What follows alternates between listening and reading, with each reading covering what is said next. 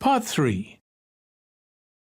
You will hear a conversation between an academic advisor and a student asking for information about a particular subject that she wants to study. First, you have some time to look at questions 21 to 26.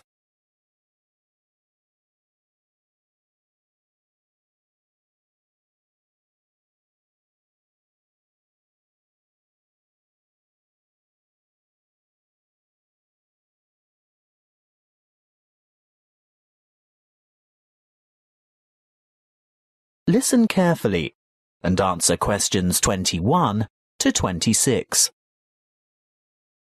Come in and take a seat.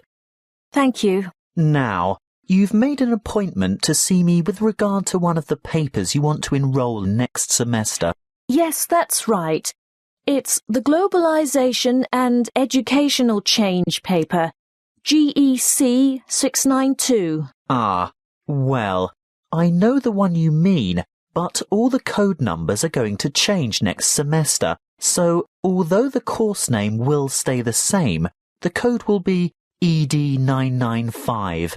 Not that you have to worry about that. But the content will be the same, right? Oh, yes, to a large extent. The objectives are still to provide you with the skills and knowledge for analysing the challenges that globalization poses for education. Yes, that's what I'm really interested in. The future of education. Not where we are now, but where we're heading. Well, you'll most likely enjoy the course because it'll give you the opportunity not just to explore, but also to document the advancement of new educational developments. And there'll be quite a lot of analysis involved. Yes, obviously. But once you've examined how education has been affected by cultural values and socio-economic structures, you'll go on to debate the pros and cons of the restructuring of public education in view of rapid globalization.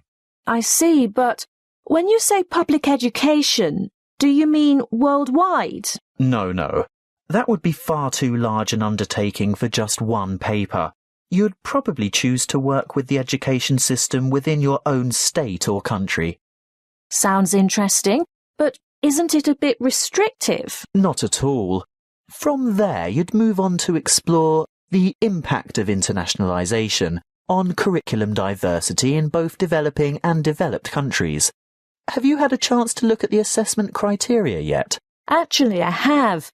And it makes me a bit nervous just thinking about it. Why's that?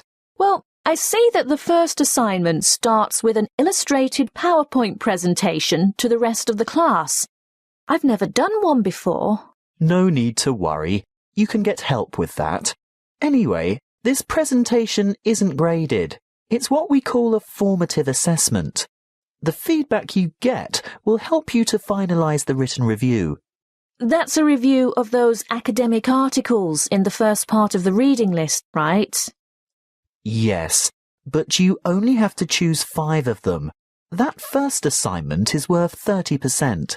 And the second assignment? There are 2 parts to that also, and both are graded. 20 marks will go towards your participation in a seminar, and then there's a 5,000-word essay, which will be graded out of 50. Thanks. Before you hear the rest of the conversation, you have some time to look at questions 27 to 30.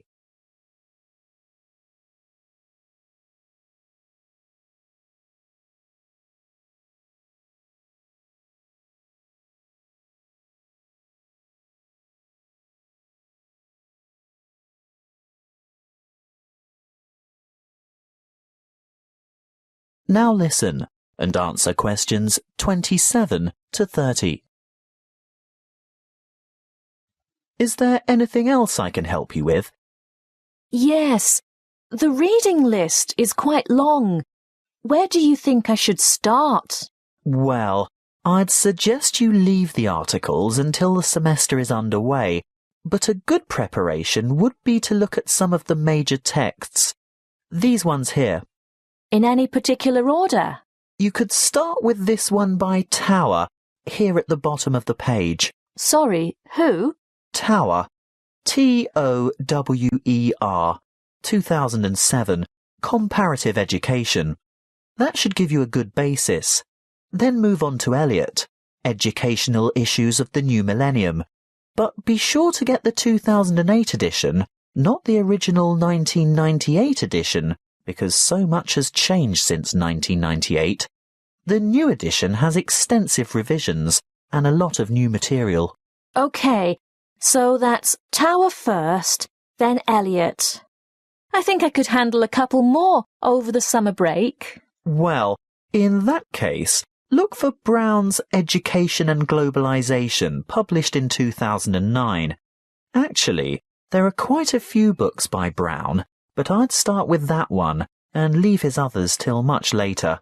And I'd also really recommend this one here, Globalization and Knowledge Policy by York, published quite recently, in fact, 2010.